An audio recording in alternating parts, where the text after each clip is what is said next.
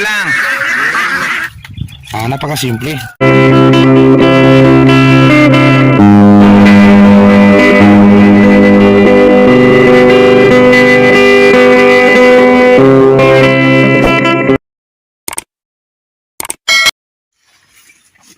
Hello guys, mangapi tayo.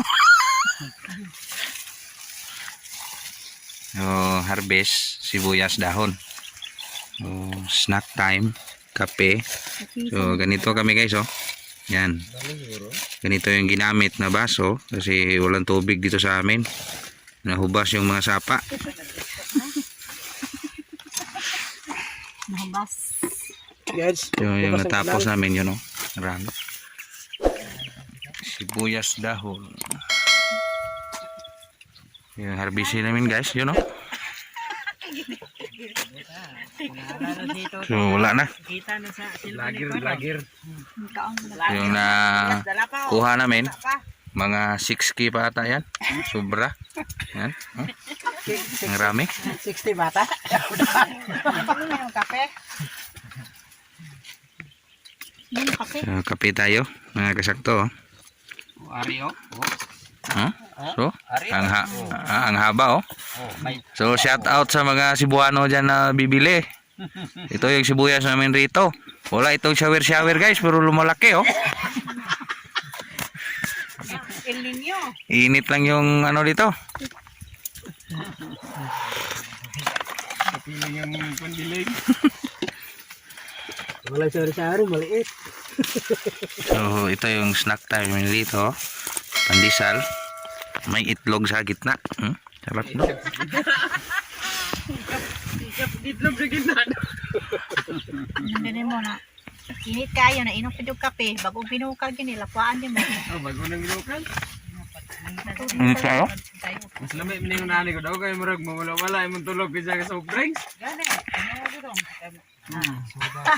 Nagtindog lang ko. Mut nag-native daw. Musiga yung mata. Ngayon kagabi, maghika yung mga kagikaran.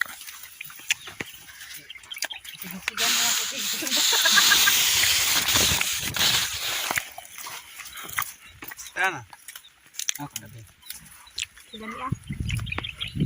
So, siya yung taga-harvest namin guys, oh. Yung maliit na bata. Yung,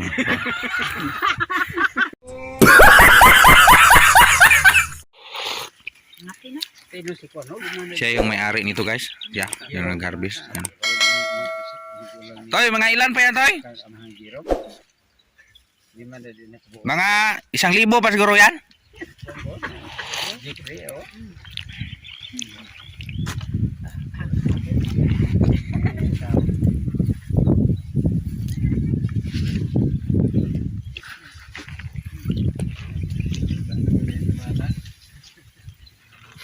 So hindi lang tayo lalapit guys kasi may dala nga sanggot, oh. Pagkalakas niya.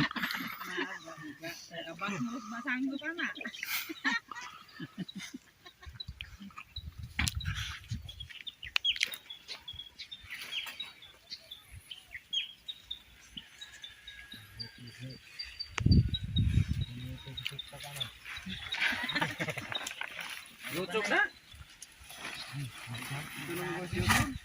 Research na ako, Insakto TV. Ano yan? Ano dito?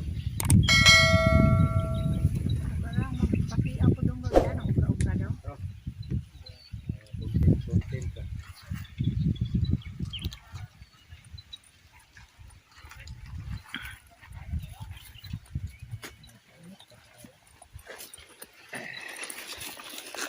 Ano ba yung pinit daw?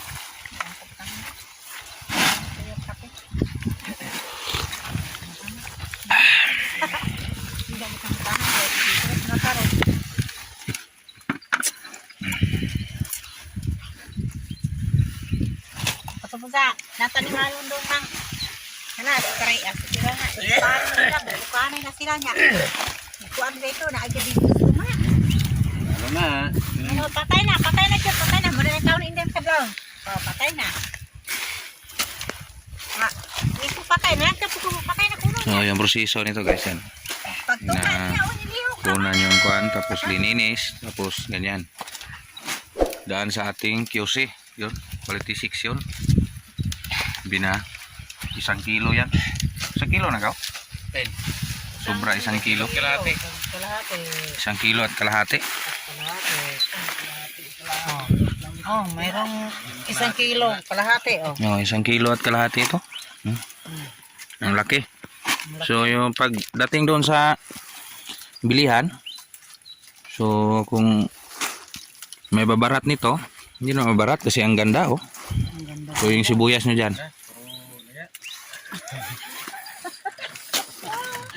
Ang ganda. Ang ganda. May pagbubuyas, ganda pa. So, yung nagtulungan, maganda at gwapo din to. So, ang sibuyas na kinukuha, oh, marami. So, yan lang muna ang konting update sa ating sibuyasan. Canlaon City, Negros Oriental. Barangay pula tani ito. Request daw sa Barangay Pula pala ito. Salamat, Insakto TV. Ganon magiging kuwan. Tandaan sa Ito nakasakto. Tapos na nating bunutin yung ating sibuyas after harvest. Trip to Cebu early in the morning. So ngayon, piniprepare na yung sibuyas dahon. So ito 1K lang ito ngayon. So including kanina 1K. So ito ngayon 500 din kanina. Yung Cebu lines mag-trip umaga. So yung naiwan para ano lang yon, o seedling, tanim ulit. Pagbunot ni kamote, yan ipapalit. Again guys, hindi sa atin tong lugar na ito. Sa area ito sa akin kasin, hanggang sa taas pa ito. Yan. Improvised trapal yung gamit para hindi mainitan. And then yung lupa binasa. Tapos early in the morning, ilabas to. Yung 500 na una, i-travel ngayong gabi. So yung barko kasi guys, kasi yung barko is depende sa tripping. 500 ito, follow in the next early in the morning ito. So yung marating kanina is narating na yung hapon, yung gabi. Ito darating ito bukas ng umaga sa Cebu. So ito yung ating proseso. Binabasa yung lupa, ito binasa, tapos nilagay yung sibuyas dahunan dyan. Kasi yung purpose dyan, ito basa itong lupa at yung kanyang ugat is kumakapit. At saka early in the morning, yung dahon niya is lalabas yan. Yung sisibol ulit at parang bagong harvest lang. So yan ang magpo-preserve ng. So napakaganda ang pagmasdan sa ganito. Yan.